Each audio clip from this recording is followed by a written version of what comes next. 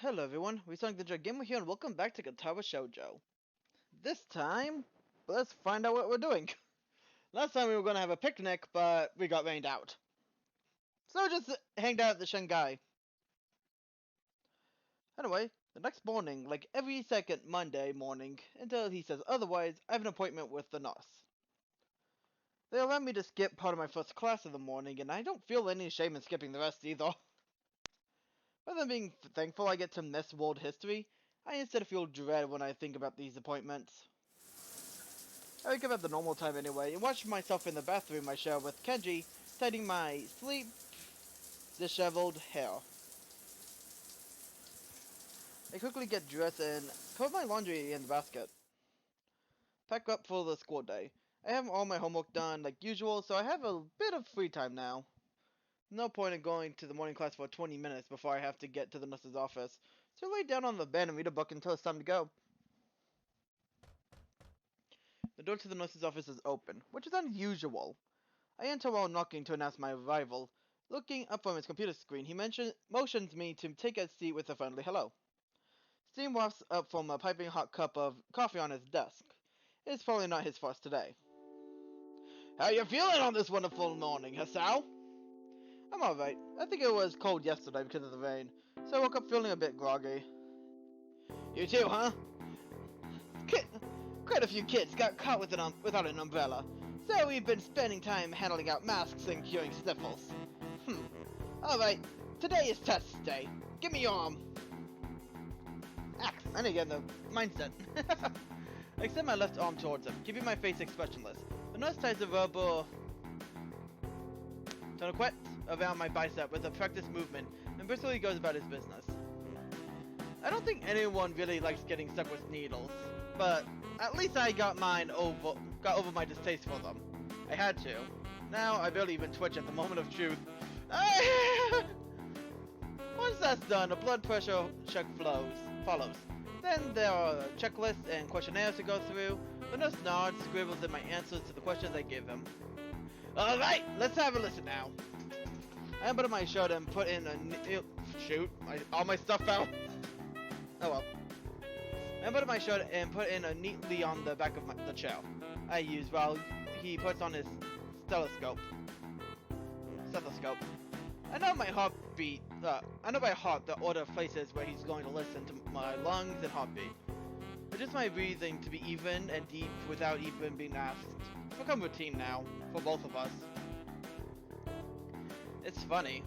This is pretty much the only time in one's life where you really concentrate on breathing and nothing else. It has always amused me. Besides the time when you get told, "Hey, by the way, did you know you breathe automatically?" And then you'll go, "Wait, really?" And then you focus on breathing, cause yeah. The nurse lifts the cold steel stethoscope from my chest and places it a few inches lower, listening again. Contact in the middle makes me flinch on reflex, even though I was expecting it. Furrows his brow, but I can't tell if it's because he's unhappy, or if he's trying to pick something specific out among the complex multitude of irregularities in my heartbeat. Is there something wrong? Please don't talk. I shut up and become more anxious. Nurse is nice, but I can't help disliking these mandatory checkups. Wonder if he's going to end up hating all medical appointments from now on because of these. Finally lifts the circular metal plate from my chest, allowing me to speak again. Everything seems fine. Are you feeling alright yourself? I suppose. I was out yesterday when it was raining, and yeah, I really felt a bit under the weather this morning. Maybe I caught a cold. Were you with Emmy? She came down with a cold too. My people told her to stay in bed for a day or two. Really? I mean, I was with her, but I didn't know she got sick. This is a dumb thing after all, for her to go out in the rain like that. Yeah, well, let's put that aside. Everything seems to check out for you, but remember to be careful. Of course, I don't really want to go back to the hospital. Get to something. Maybe we press terror? I don't know. And my voice and glances up from some papers he was looking at. Hey, don't worry. At this stage, it'll be a huge crash in your condition to get you re-hospitalized. Doesn't really assure me, but grumbling about it to him won't make any difference. Quietly take my leave. Walking down along the corridor from the auxiliary building to the main school building, I encounter a young female nurse coming the other way. She smiles at me when we pass each other. The lobby is empty of people. No surprise, since class are still going on.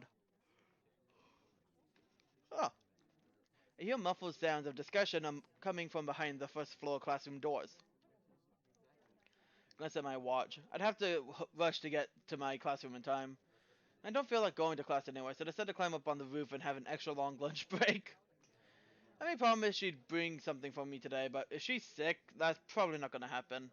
I'm not feeling hungry anyway, so it's all the same.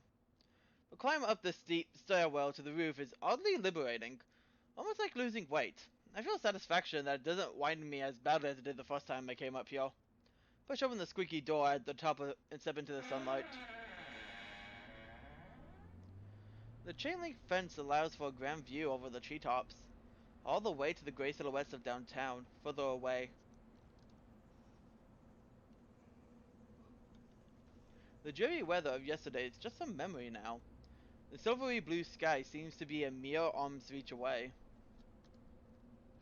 I forget for a moment that I'm in a bad mood. The warmth of the sun soaks into my bones, making me drowsy and lazy instead. I'm gonna lay down to sleep. The lunch bell rings. Oh, the bell rings for lunch break, startling me back into reality. Soon afterwards, the quad below me bursts into life. Students pour out of the doors, on the ground floor, intent on enjoying lunch at the quad in the lush gardens in this perfect weather. When I hear the door to the stairwell being pushed open, I don't bother turning to see who it is. Hello, Rin. I have been expecting you. I have some of the most urgent news for you. You see, Emmy, being a foolish fool that she foolishly is, got her foolish but sick. But then again, I'm sure you already know that. So, I have something else for you. I am canceling the series. That's right, Rin. This dies with you. Okay, I don't know where I'm going with this. I do have other projects I want to go on, but I have to finish this first. The intruder starts coming towards me with uneven footsteps. The little river stones the roof is covered with rattle and crunch underfoot. The footsteps stop a few feet behind me, followed by a silence.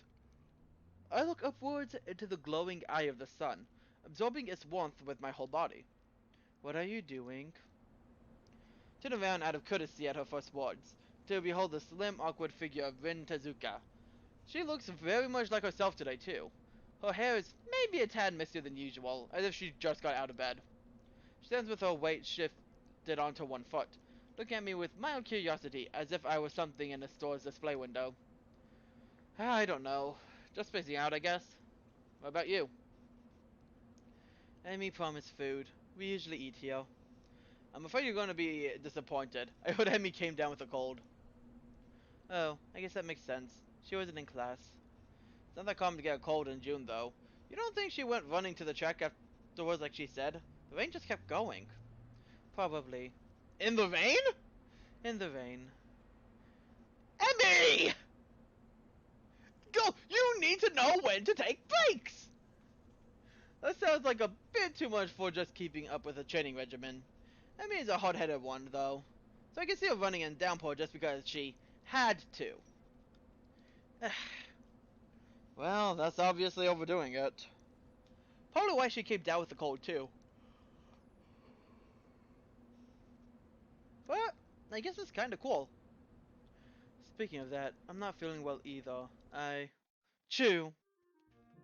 Misty is pretty hard, failing to stop it in time. She cranks her head down to wipe her nose on her shoulder, so deciding that would be too unladylike, I pull out my handkerchief and hold it to her nose. Here, bless you. Thanks. She clears her nose and I dab the handkerchief gently on it, wiping it clean. Her nose is really cute. Oddly enough, it's probably the girliest part of Rin's face. I think I'm blushing a little, but Rin doesn't notice. Thanks. I think I might have come up or down with something too, like I was saying. Hope not.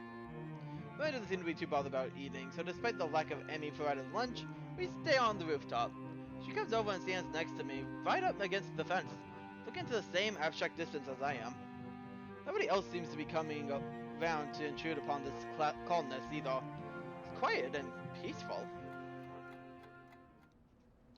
What does one do on a lunch break if not eat? Turns out that between the two of us, we don't really know. Fortunately, passing time is an activity that manages itself just fine. Even though there's no conversation to fill the silence minutes between the passing seconds. No pointless activities like cloud gazing to spend upon the minutes between now and then. Time marches on relentlessly. I keep checking the time on my watch, then decide it's a dumb thing to do. Instead, I try to hold out for as long as possible before I check it again. Maybe I can hold out for 6 or 7 minutes. Rin remains silent, idly looking at the Korean expanse above us. I wonder why more often than not, we don't speak much. She said that she doesn't like speaking because of her perceived difficulties with expressing herself properly. As for me, I think I just got stuck into the habit at the hospital, where I spent such a long stretch of time never really talking to anyone. Most of the time, I feel comfortable about this quiet mood. And even when I get the feeling that I have to break the silence, it's always so difficult to come up with something to talk about when it's with Rin. She and I are on such different wavelengths that nothing seems to be common ground. What is it that you like about the sky so much? Said. She looks at me and her eyes are dark and serious. Sky is the only thing that is perfect. I know it. You could say I'm an expert at sky if you wanted. And I even if you didn't want to, a sky expert. It's always different, but it's always perfect also when it's different. Fellow gazed into boundless blue expanse, thinking of her words. Have you ever wanted to be something different? It wouldn't be so bad to be the sky. No, I mean someone else. Someone different. To go to a normal school like everyone else. Not have to worry about stuff. What stuff? Try to find the right words for a moment, but can't manage to form a sentence that I'd be comfortable with actually using. Man, I really don't want to say it out loud. Try. I'm not good at mind reading. Don't you ever want to be not disabled? She thinks about this, then shakes her head, frowning. That's a hard question. I don't know what to say. It's okay if you don't say anything. For some reason, I'm just so unsatisfied with who I am right now that I'm constantly thinking stuff like that. It's pretty hard to admit, but there it is. Honestly, I feel relieved about finally saying it aloud to someone, even if it's just Rin. I think I want to be different. Sometimes I think about changing myself lately, but it's a bit scary, like walking backwards with your eyes closed. The difficult part is to know where your toes are not pointing. I mean, directions. If I don't do anything, I would never stay the same. It's like my old paintings. They are different from then from what I paint now, because I'm different. But they are still my paintings, so something's same. That's really strange. I'm different every day, but I'm still me every day. Who am I then? Is that a riddle? If you want it to be. I don't know the right answer though, so you have to come up with it yourself. Well, it's the sky, isn't it? Going by your definition just now. I actually managed to surprise her by that. Maybe she had already forgotten about it. That's right, but I was thinking about myself when I said that. Very strange. Could it be that I actually am this guy? I don't think that's possible. Your logic's a bit off somewhere. She looks down and shuts up, and I can see she's quickly going over the deduction mentally, seemingly unhappy with the result she finally arrives at. Yeah, maybe I'm not this guy. Wouldn't make sense. I have a hard time knowing what kind of person I am. You're not the only one. It's like my mind is in some other place than the rest of me. Underwater? Yeah. Wonder how it got there. I have no answer. So a brief silence falls between us for a moment. Shift my gaze back to the sky above us. The last time I really paid attention to the sky was... I guess it must have been at the hospital. I could only see a thin strip of sky from the window of my room. If I walked up to the windows and pressed my face against the cold glass, the strip became bigger, but not by much. That sky made me feel sad and lonely, a reminder of the world on the other side. Wonder if there was another world beyond the sky we see from up here on the school's roof as well. I can't stop comparing life at Yamaku to my hospitalization, but I really should. I'm not there anymore. The narrow sky of the window of my hospital, the faces of the doctors and the faces of my parents, the off-white walls everywhere, Awanako's letter echoing the words she never said. They're things of the past now. Wish I could forget everything up until now and that time would stop completely. there would be only me, Vin, and the sky. An eternal lunch break on this rooftop. Perfect, unchanging, and forever. I'm not sure if I like or hate this school. I could have gone to a normal school if I wanted, but I chose to come here. Why?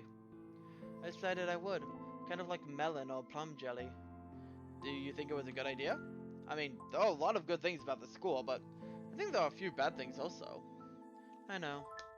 I kind of collect people, because they are interesting. People here are really, people here really are amazing. Most of them, but not all. Some people can't take it. They hurt too much. Gets really bad sometimes, you know.